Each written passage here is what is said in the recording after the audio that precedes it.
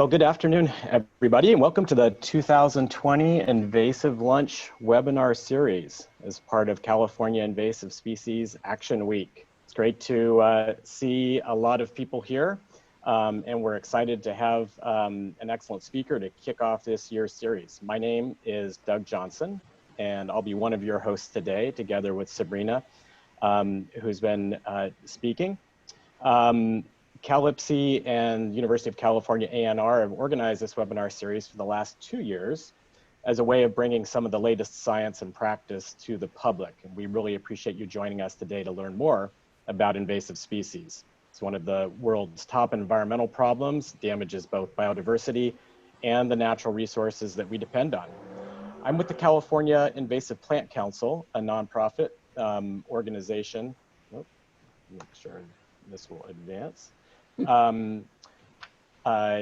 That works to protect California's environment and economy from invasive plants. Sabrina and Jutta Berger, also from CalIPSI, are also here helping to run the webinar. And as Sabrina mentioned, she will be monitoring the chat line where you can put in any information if you need technical help, either hearing or seeing what's going on. And Jutta will be staffing the Q&A line. Please go ahead and enter any questions about the content there, and we will get to them after Krista's talk. To see this bar with these selections, you'll want to, on my screen, it's hovering at the top with my cursor, I get the toolbar, but other times it's hovering at the bottom. So find the spot where your toolbar will pop up and you'll see those options. So the California Invasive Plant Council is a nonprofit organization, as I mentioned, dedicated to protecting California's environment and economy from invasive plants. Sabrina, you want to mention who UCANR is? Yeah, we are the University of California Division of Agriculture and Natural Resources. One of our biggest programs that you're probably aware of is UC Cooperative Extension. I'm the Natural Resources Advisor in Los Angeles and Ventura counties. And we have offices in every county in California, and we cover everything from, like in our Ventura office, we have an avocado guy and a strawberry guy, and me doing work there with folks who are doing habitat restoration. We also run 4-H and the Master Gardener programs and the UC California Naturalist program that you may have heard of. And I just want to mention, and then I'll hand it over to our, back to Doug to introduce our speaker today, that we also run the UC Integrated Pest Management program, and that's another great source for information about pests, both invasive and otherwise pests and weeds there too. And I have a rambunctious 9-year-old. Excellent, thanks you, Sabrina. So just a quick reminder that this is a series that goes all week, and we have 5 excellent lunchtime talks. Today on PlayClean Go and keeping the environment safe when you recreate. Tomorrow on detector dogs on islands in Mexico. On Wednesday using eDNA. I'm not even quite sure I know what that is to find invasive species, but it's something like you take a cup of water out of a creek and you can use scientific tools to figure out what species are actually living in that water. On Thursday, restoring urban waterways and the role of controlling invasive plants and other species in that. And on Friday, Phytophthora soil pathogens that cause sudden oak death and other issues in the environment. The easy way to find the web page for registering for these is just to search for invasive lunch in your browser. So before I introduce Krista, I would like to do 2 quick polls. So you should be able to see on your screen a poll asking you about your current knowledge of invasive species, whether you've never really heard of it and you're just tuning in to kind of find out more about it, or if you are somebody who works in the field and you're already super familiar with it, but you want to learn a little bit more.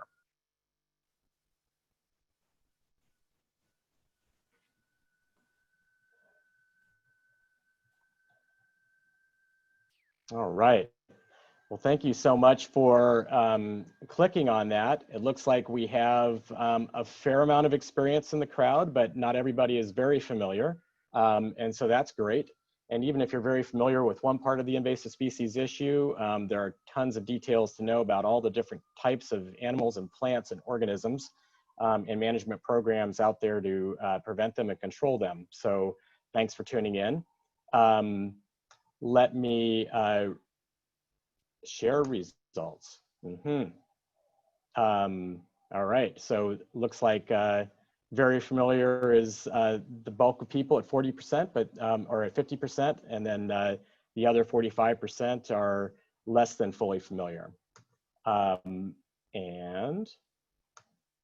I have one more poll here I'm curious about. Which of the following activities do you engage in? And of course, there are a number of recreation activities that aren't listed here. We've got hiking, fishing, hunting, biking, and other. So there's going to be, I would assume, a lot of other, because we surf and we hang glide and who knows what all people do out there. But this is, you can check as many of these as apply. And the reason we're asking this question is that these are ways in which we can inadvertently spread invasive species. And today's speaker is going to address ways that we can be careful to not spread invasive species when we recreate. Wow, lots of hiking. Excellent. Well, thank you very much for answering that. You can see the hiking's big winner, but there's a heck of a lot of other things that people do out there as well. Okay, well, without further ado, I would like to introduce Krista Lutsky. We're excited to have a speaker joining us from the Midwest about a national, actually probably a continental campaign to make sure that we, quote, stop invasive species in our tracks when we're out recreating. Krista is with the North American Invasive Species Management Association, a fellow nonprofit, and she has conducted invasive species management with the Wisconsin Department of Natural Resources, the Great Lakes Restoration Initiative, and the Door County Soil and Water Conservation Department. She holds a bachelor's degree in environmental policy and is a Wisconsin certified plant health specialist. So welcome to Krista. Thank you very much, Doug. I really appreciate the introduction and the opportunity to be here. Beyond just my professional career, I like to consider myself somewhat of an outdoors person as well. I really enjoy, this is the nerd in me, I really enjoy botanizing. So keying out plants and finding threatened or endangered species in my backyard. And I really enjoy birding and hiking and going to all of our national parks that our country has to offer. So this is a really good opportunity for me to share some insight that I've learned both from a professional and a personal standpoint in terms of preventing invasive species from getting introduced into new areas or spreading beyond where they naturally occur. And if you could share, allow me to share my screen, Doug. Oh, there we go. So before we get into invasive species, I do want to briefly touch on what is PlayCleanGo. And right there you can read all of the official terminology for what PlayCleanGo is. But what I really enjoy about PlayCleanGo is how it was really attainable for me as an outdoor enthusiast. The colors, the verbiage, the images that PlayCleanGo uses really connected to me on a more personal level prior to me getting into the PlayCleanGo branding as the PlayCleanGo program manager. I really believed in and was excited about something that was so simple and so easy for me to understand that that passion was able to transition into a really good position with the North American Invasive Species Management Association as the PlayCleanGo program coordinator. If we could go to the next slide. For some reason, I'm not able to share. Thank you. And what's even more exciting about PlayCleanGo than everything that I just mentioned is that PlayCleanGo isn't just something that's local. I am currently living in the great state of Wisconsin, and if for anybody that's familiar with the shape of my state, it's like a little mitten, and I live in the thumb of Wisconsin in a peninsula, and we have a lot of opportunities to recreate and a lot of opportunities to enjoy the great outdoors, and PlayCleanGo is represented across all the different activities as well as across North America. Currently, PlayCleanGo has more than 700 organizations, including major federal land agencies like the U.S. Fish and Wildlife Service, as well as the National Park Service, using the PlayCleanGo message as their prevention outreach campaign. So for me, when I go from Wisconsin to Wyoming to California to Canada, even into Mexico, whenever I recreate outdoors, I will have the opportunity to get that awesome reminder to make sure that I am preventing the spread or introduction of invasive species. Next slide, please. And much like the recycling symbol, when you see this symbol, you know exactly what to do when you have aluminum or plastic. You separate it out from the trash. It's like a muscle memory that's been ingrained, and this is an extremely successful campaign, and that's where we see and we know PlayCleanGo is going to go. When you see that small diamond, you'll be able to trigger that muscle memory to clean your gear and your equipment before you go into your favorite natural space, so that we're all doing our part to protect it and preserve it. Next slide, please.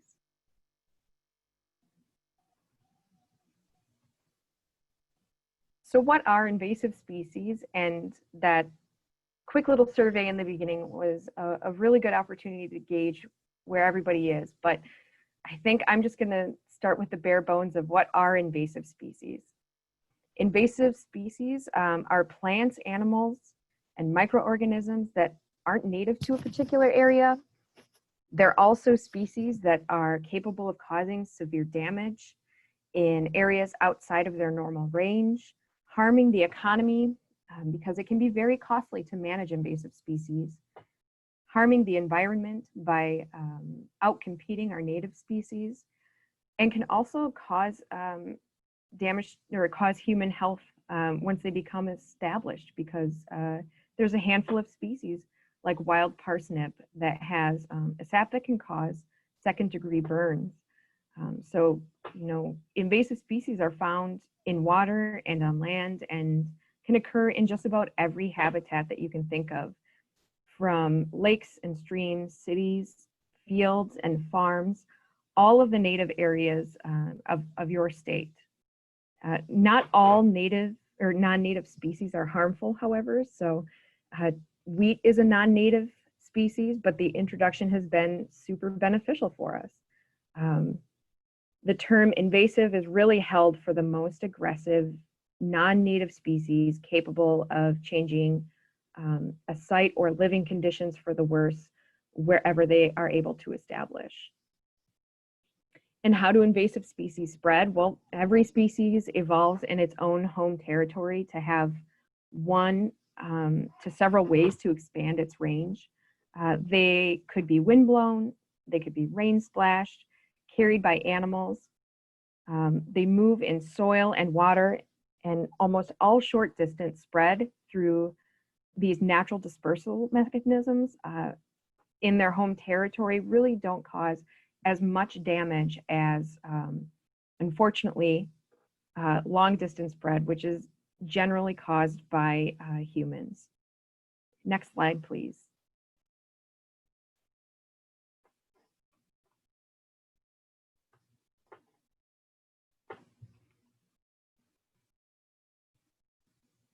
Thank you. So invasive species have a lot of ways of spreading. And like I said, human activity is one of them. And weed seeds move easily in soil. So muddy boots or vehicles can move weed seeds. So some weed seeds have special hooks, which help them hitch a ride on socks, shoes, even on your pants. And I will expose myself. The image that you see on the lower left corner are my hiking shoes that I was wearing when I was in Glacier National Park. And this was before I became aware of PlayClean Go, but not before I started my career in invasive species. So I really should have known better, but I really didn't have the answers or the know-how on prevention at that time. So please forgive me, I know better now.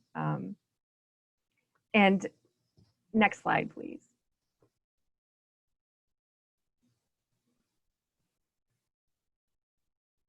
Thank you. So now that I've really inundated you with all of the bad news and you can feel easily overwhelmed and almost paralyzed and not doing anything, I am here to reaffirm that it really is not difficult at all to stop or prevent the spread of invasive species. It is a lot easier than you may think it could be. So unless we can slow the spread of invasive species, life as we know it could change dramatically from where we live and work to the places we go, the products we buy, how we relax and play with our kids. All of it has a potential to change unless we do our part to prevent the spread of invasive species. Next slide.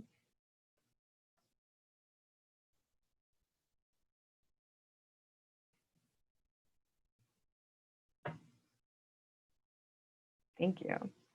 So now let's get into the ways that we can prevent invasive species from spreading.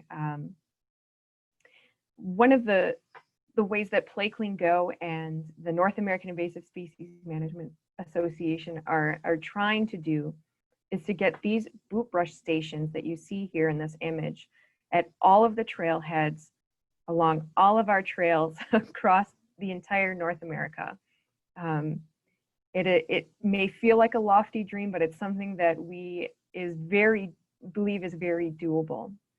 And at the base of this Bootbrush station, there is a scrusher boot brush that has stiff bristles, and simply wiping your shoes back and forth over that bristle brush eliminates the opportunity of invasive species to be introduced through the shoes or treads of your hiking shoes. Next slide, please.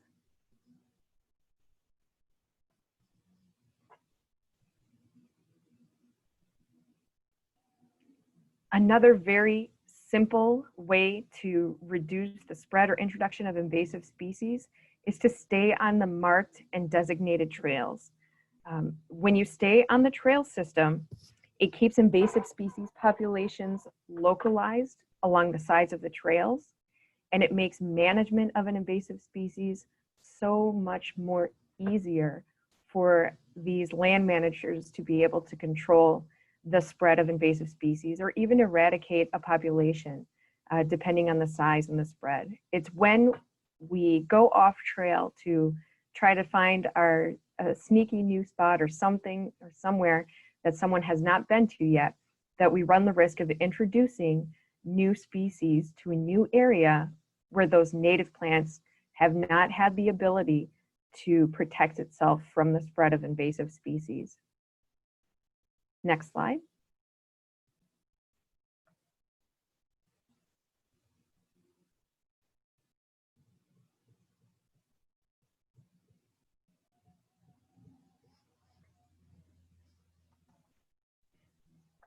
Thank you. Another Hey, Krista, great. Krista, Yeah. this is Doug. Wonder if we want to try sharing from your computer, because it seems like it's taking a long time for it to advance each time. Is that true? It is, yeah. Okay. If you could give me permission again, or at least stop sharing Yeah, yours. let me stop share and you start share. Perfect. Thank you. All right.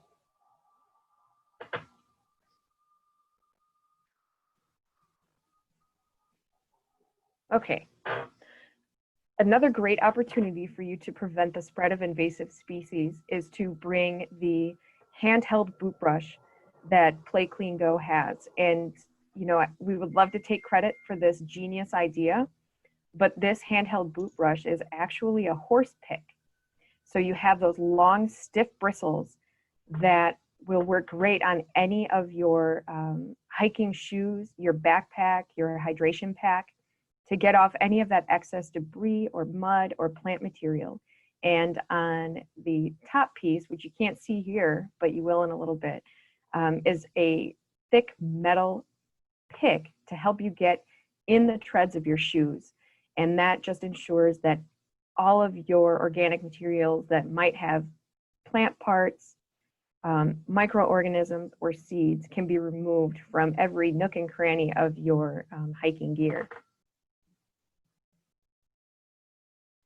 If you're doing more than just hiking, if you like to go backcountry backpacking like I do, or if you like to go tent camping and have these designated tent areas, it's very easy to remove debris from your tent.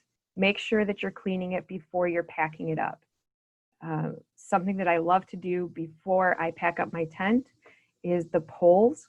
While they're still in place, simply open the door of your tent, tilt it on its side, and shake it out. That allows for everything that's inside that tent to fall out. That way you're not bringing anything with you that you shouldn't. And while the tent is on its side, again, you can use that handheld boot brush that fits perfectly inside your pack or your hydration pack. You can use that to brush off the bottom of your tent. So just another great way to prevent spreading invasive species unintentionally. And if you're not hiking alone, if you're going on a horseback ride, or you have some pets that are joining you on your adventure, make sure that you clean your horse hooves using that same boot brush. Like I said earlier, this actually didn't originate with us, and it didn't start off life as a boot brush. It was a horse pick. And we just found that it was the best and most efficient way to remove all of that debris and plant material so that you're not spreading those invasive species. If you do have a horse, make sure to feed them weed-free hay a minimum of 3 days before you hit the trails, so that we're not leaving any invasive weed seeds in those horse apples. And that boot brush, the bristles, are great to use on your dog paws as well. They're gentle enough to go right across their paws, so you don't have to worry about hurting them. And if your pups do catch some burrs or sticker seeds, one thing that I do recommend is carry a little canister of coconut oil with you. All you have to do is pinch those burrs or pinch those seeds to make them smaller, more easier to manipulate. Put on some coconut oil on your puppy's fur, and it will grease that area and make the pulling process a lot easier, and you don't have to worry about irritating your dog's skin as you pull little hairs. And if you're going to be having a fire, make sure that if you're not purchasing heat-treated certified wood within a 10-mile radius of where you're camping, that you are looking in the surrounding area for downed or dead trees and branches if the park or where you're camping allows it. That is one of the best ways to ensure that you are not spreading any of these pathogens like oak wilt or beech bark disease or something like hemlock woolly adelgid. When you keep it within that radius, you reduce the risk of introducing a new pathogen, a new microorganism, and a new invasive species to an area that you like to recreate in. And if you're bike riding along the trails, if you're bike riding to your favorite camping spot, or even if you're going for just a day or a long time, depending on the duration of your trip, if you can, if something is available, you can just clean off your bike treads with a hose or compressed air. You can, again, use that handheld boot brush to get the treads of your tires. But if you're spending a longer time and you're leaving your car parked, make sure you're looking in the fenders of your car and making sure that there aren't any egg masses that need to be scraped off. Go through a car wash. Just make sure that you're doing what you can to prevent the spread of invasive species. And when you're done with your adventure, and when you get home and before you get back to work, one practice that I've put into place for a number of years now is making sure that you're airing out your gear. And the best way to do this is to take everything out the second that you get home, set up your tent, and let it air dry. So any sort of moisture or pathogens that may have attached themselves while you were hiking, or something that you may have missed in the plant parts, this allows you to do just that one extra step of cleaning. If you can, machine wash your sleeping bags. I like to use a spray bottle with a little bit of dish soap for my tent and for some of my other equipment, just to make sure that I have that extra step of cleaning. And when I'm ready to go on my next adventure, all of my gear and my equipment is already clean and I don't have to worry about it the next time that I go out. If you want to do more than just cleaning your gear and cleaning your equipment, the second best way to stop the invasion of an invasive species that is not native is to report it. And early detection is the second most cost-effective way for you to do that. WildSpotter is a great smartphone app that you can download yourself through any of your stores. And you can join a network of citizens in reporting invasive species, or you can download the EdMaps app. And this will also allow you to report invasive species. And this is for the group that knows the difference between the green of the non-native and the native invasive species. So all you have to do is take a picture. As long as you have your map load or your location services turned on for your phone, that invasive species will get mapped in that specific site, and that automatically gets sent to a field verifier. And that person is trained to know the difference between the greens and can go out and verify whether or not that's an invasive species and put into place a management plan immediately. And that is, again, the second best way for us to manage invasive species. Another really important thing that you can do for us is to take the pledge. Go to PlayCleanGo.org and take the pledge to remove plants and animals and mud from your boots, your gear, boat, and trailer, whatever it is that you're doing, or whatever way is your favorite way to recreate. And you're pledging that you're going to clean your gear before entering and leaving the recreation site. You're going to be taking that pledge because you're promising that you'll drain your bilge, ballast wells, and buckets before leaving the area. So for those of you that like to have boats or recreate in the water, this is another great opportunity for you to prevent spreading invasive species by ensuring that you're cleaning, you're draining, you're drying, and you're disposing of any plant material that you see. And we know that recreationists are not the only ones who can help contribute to the prevention of invasive species. We also love to hold our land managers as accountable as well. And we've provided easy steps for land managers to follow on how they can enter and leave sites while reducing the risk of spreading invasive species to uninfested areas. And we have a lot of great materials and information available for our land managers as well. And all of these really great prevention tools that I mentioned are available for you to purchase at nasma.org, go to the resources dropdown, click on the PlayClean Go store, and there you'll find some of our most popular products.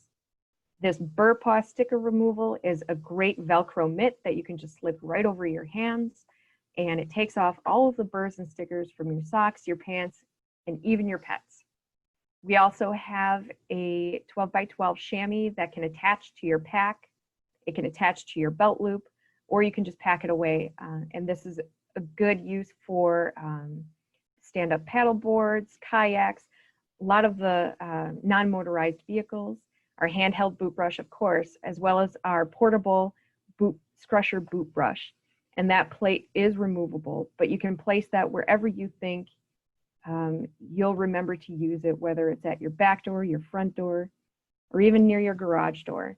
Just having all of these tools available to you is a great way to instill that behavior that we hope to see in prevention. And you can like and follow PlayClean Go for more tips. We have a social presence on all of these different platforms. If you take the pledge, you'll also receive our blog where we have a number of our partners and organizations providing their best practices, tips, and tricks for the field and for you to prevent the spread of invasive species.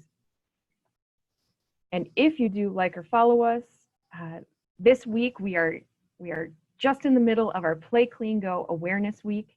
We have great sponsorships with the Stop Aquatic Hitchhikers, Hungry Pests, and Don't Move Firewood, where we're all saying the same message and have the same visuals.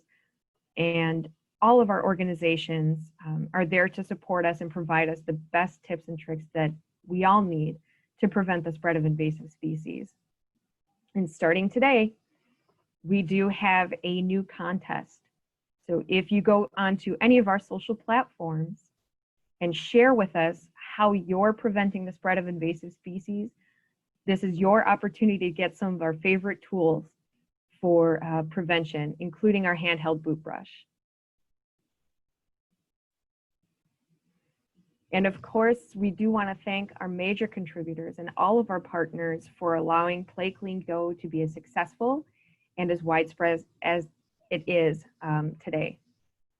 So thank you all very much for your time and the opportunity to meet with you. And I invite you to take a look at all of our social opportunities, as well as our website for any more tips and tricks for cavers, climbers, and everything else in between. Thank you. Thank you so much, Krista. That's really inspiring and got me thinking about some new ideas for sure. Quick question for you. You mentioned trailheads and having the ultimate goal of having boot brush stations and information stations at trailheads. And I noticed some of your partners there are public land entities. How is that initiative proceeding? Extremely well. So what we have done through PlayClean Go is we've created a boot brush station, much like the one that you had seen in our presentation, and we made it all easy for them to purchase in one spot. So we have the educational sign that they can customize to their liking. We have that whole boot brush station or apparatus available to them, including that Scrusher boot brush, and we ship everything to them. So we made it as easy as possible for all of our partner organizations or anyone who is interested in installing boot brush kiosks at their favorite trail. Great. So if somebody from a local park has a trailhead where they would love to install a kiosk, they can contact you and work with you to get the necessary funds to make that happen? They can definitely we will work with them to make it as streamlined and cost-effective as possible, for sure. Excellent. Oh, that's very cool.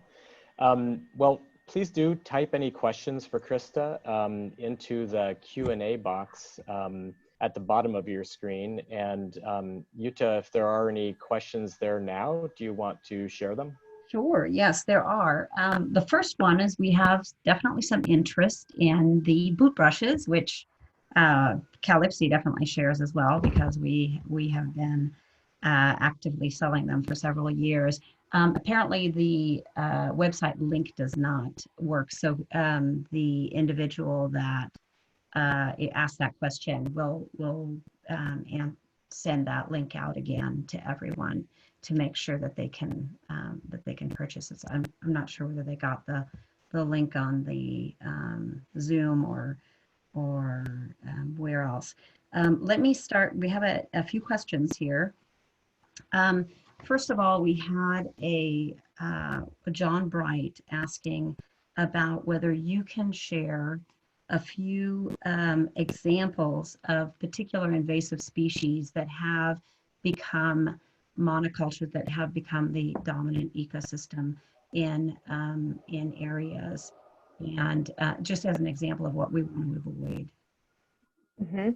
Well, I can speak to the Midwest or Wisconsin. Since we are right in the thick of the Great Lakes, we have something called Phragmites australis, or common reed, and it is a plant that can grow 15 to 20 feet tall and grows 50 feet every year, and then every inch and a half there is a new growing point, and that particular species has really taken over our shorelines and has changed hydrology of an area because of its thick matted rhizomes or stolons that occur underneath the ground. It's almost like an iceberg. What you see above is nothing like what's below. Another thing that causes problems is like spotted knapweed. And that plant in particular is an allelopathic, which means it releases this chemical into the ground and it kills any surrounding species so that that plant itself can succeed while killing anything in its radius. So there's a number of different plants that can definitely take over an area, and these native species just haven't had the opportunity to evolve into something that can prevent these plants from taking over. Great, thanks, Krista. And I think for California, of course, there are other species. Some of those actually do overlap, like spotted knapweed. And we have a lot of annual invasive grasses, and lots of great resources for that available on our website too, in order to understand a little bit more what their impacts are. Another question about the Bootbrush Stations from Sandra Jarabek. She is asking what to do about the seeds that drop down at those Bootbrush Stations. What methods can you use to stop them from, getting established? So the best thing about these Bootbrush Stations is that they're typically in areas where there is someone that is in charge of that land area, or so there's going to be someone who is in that area that can kind of keep an eye on what's going on underneath that Bootbrush Station. And when you brush all of these off your boots and you just let them drop, and if a plant does get established, there's typically going to be a land manager that's going to be following up with these Bootbrush Stations, and it just simplifies the management process and supersedes the opportunity for these plants to get too established. So rather than going off, if you brush your boots and you go off trail and you're not sure if something was with you or what you left behind, these Bootbrush Stations give you an opportunity to go to that one spot where you're pretty sure that there's going to be an invasive plant, and you can either mechanically manage it, like pull it by hand, depending on the type of plant that it is, or you can do some chemical control if it's necessary. But this keeps it localized and it keeps it manageable. That makes a lot of sense. All right. And as far as, we had several people asking about where to find, this is a general question, where to find these presentations after today and after this week. And just go to we've sent in the question and answer, as well as in the chat room, the link to the UCANR lunch invasive species lunch seminar series, and that all of the presentations from this week as well as past years are available there and as resources moving forward. Let's see, some folks are asking about the other organizations. For instance, Sierra Club is not on your list, and a few of the outdoor stores. Can you answer about that? So prior to NISMA taking management of PlayClean Go, it was more of something that was managed through Minnesota.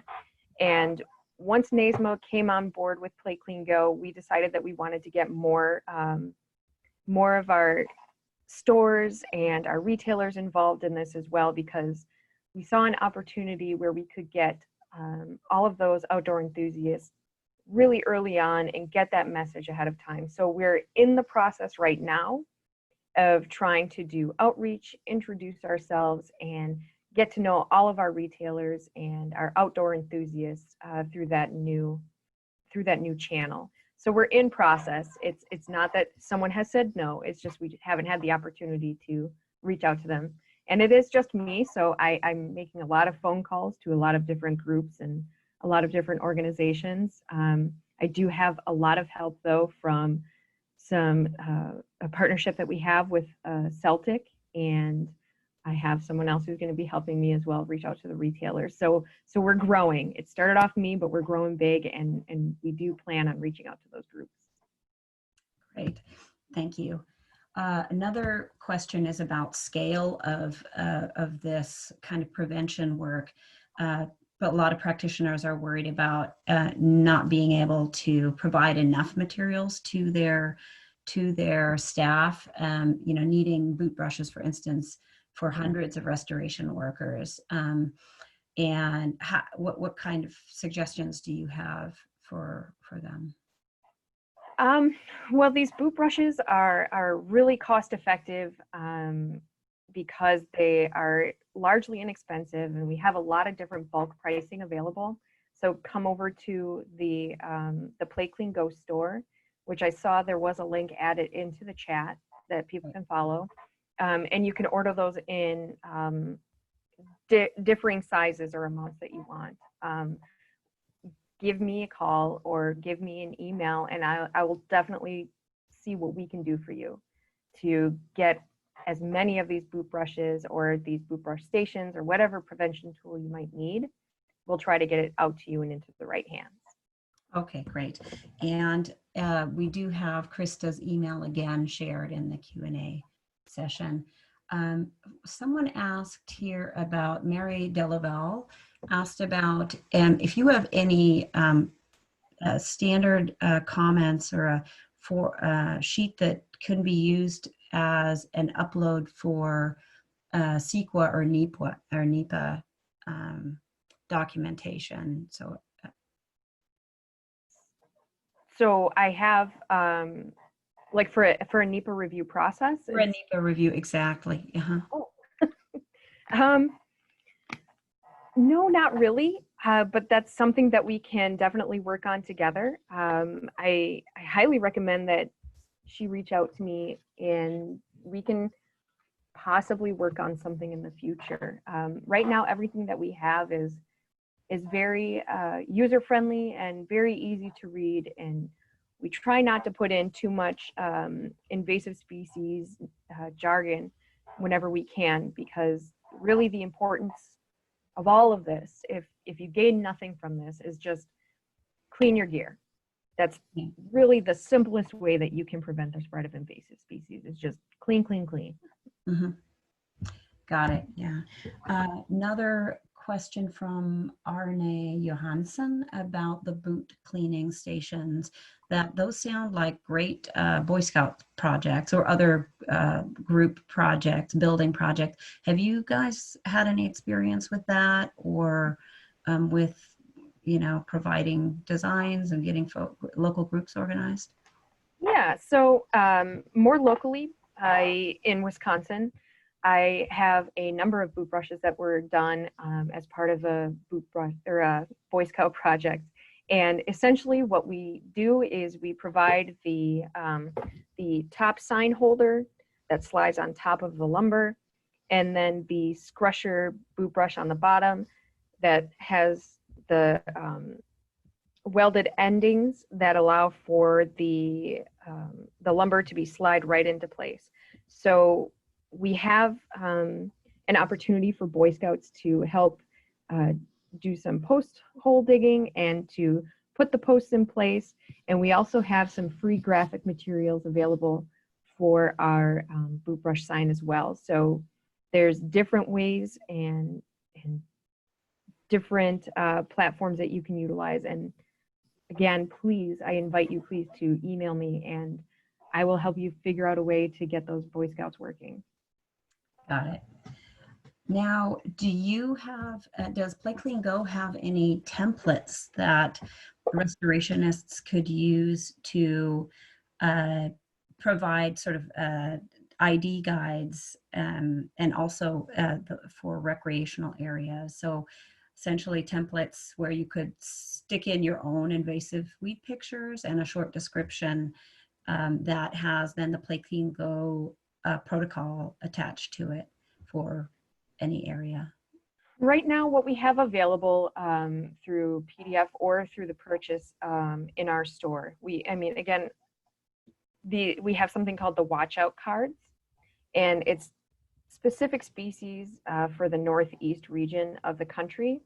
But because we have the PDF version of that available, you could probably just drop in whatever species you want with your verbiage on what that plant is.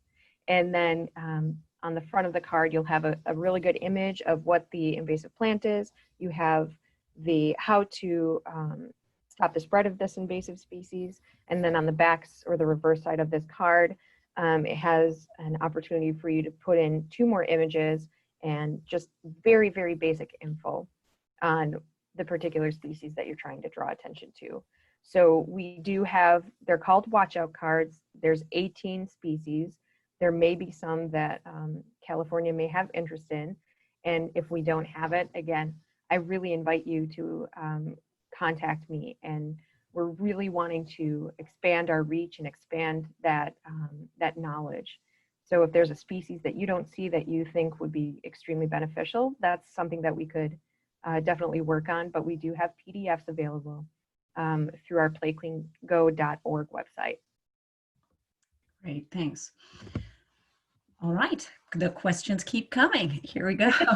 From Barbara Banfield, is there a, does PlayCleanGo have public service announcements and educational posts on cleaning and prevention that are ready to share on social media? Yes, if you go to PlayCleanGo.org, there is a PlayCleanGo Awareness Week drop-down menu. And in there, you will see the PSA that we have. We also have an official news release. We have a local news release where you can put in your local information and your local organization names.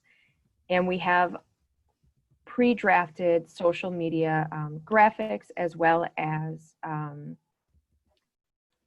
comments that you can share, or just like or follow us on any of our social platforms and share the messages that we send out on a daily basis.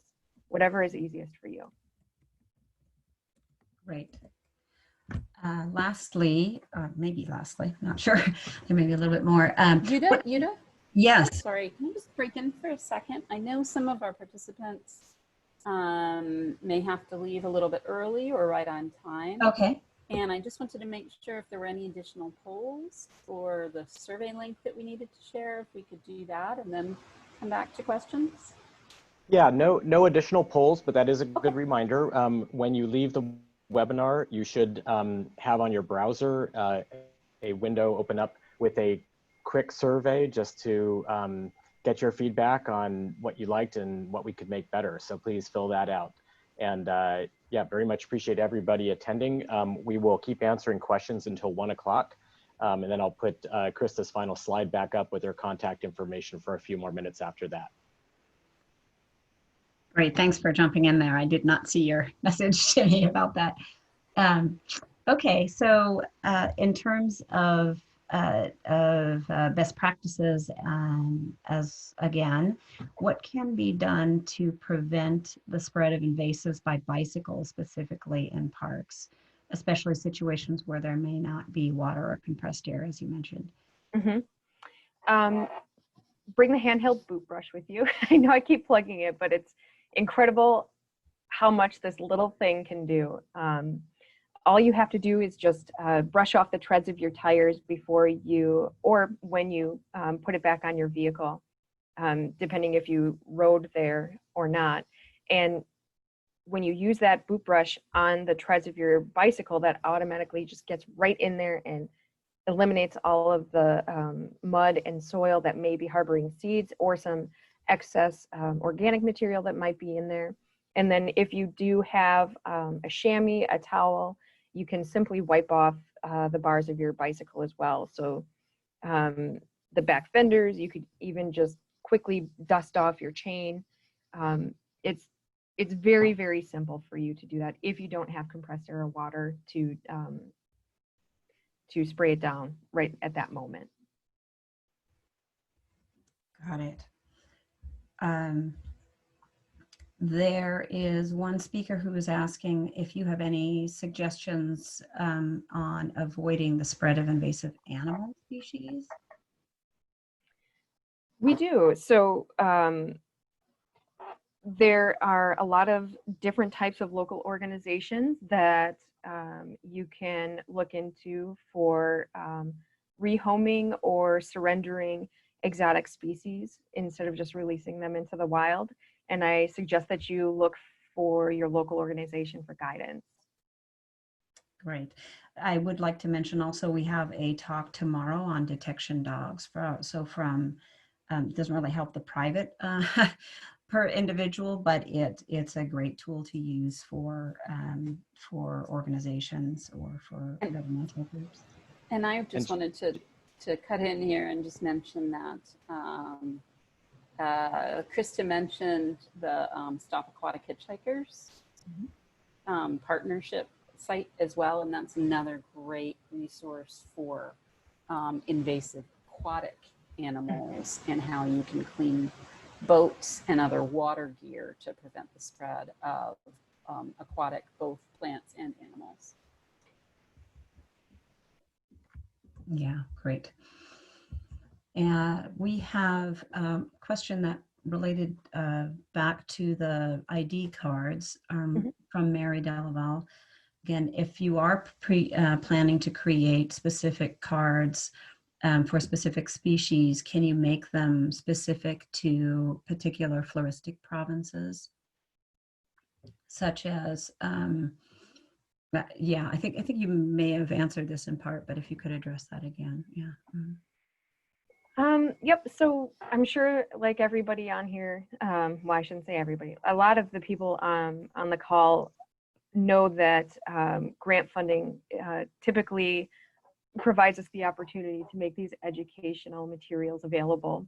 So we definitely want to, at least in a regional basis, try to get a good list, and it won't be comprehensive. It will just be, you know, probably similar to what we have in the Northeast, where we have just the 18 species listed that were really of greatest concern for those regions.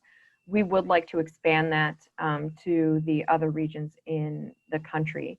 And that's probably where we're going to look next. But if you want to get really into more localized and more specialized species like that, I really invite you to take a look at our watch out cards and take a look at that PDF and see if you're able to use that for your organization and your local needs. Great. And this is Doug. I would say that across the country, organizations, whether it's university organizations like Sabrina's or nonprofit organizations like the California Invasive Plant Council, are dedicated to the details of particular species in particular places. What PlayCleanGo really brings is the marketing campaign that tells people the simple message: clean your stuff.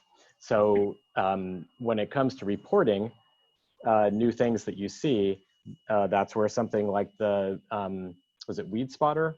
Wild spotter.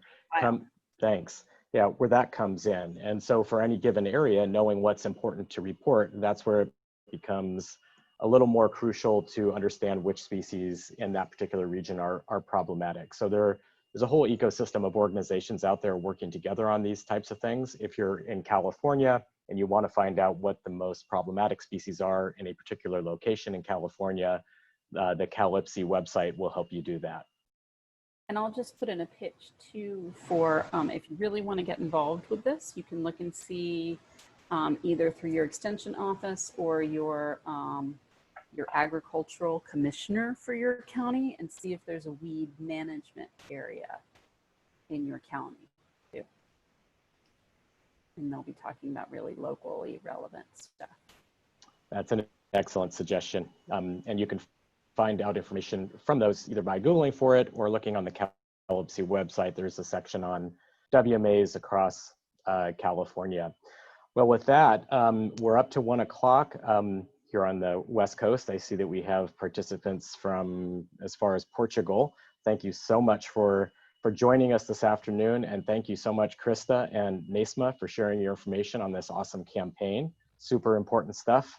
And you will see the survey afterwards. It'd be great if you could fill it out. We have talks the rest of the week. Please let your friends and family know if they're interested in a particular topic to go ahead and register. We have lots of room. And we will post the recording of this and other presentations on the website. So with that, thank you very much. Thank you, Krista. Thank you. And happy PlayClean Go Awareness Week, everyone. Yes, exactly. Take that pledge. Thank you so much. It was really, really fun to hear from you, Krista. Thank you. I appreciate the chance. All right. Take care, everybody. Have a good Monday.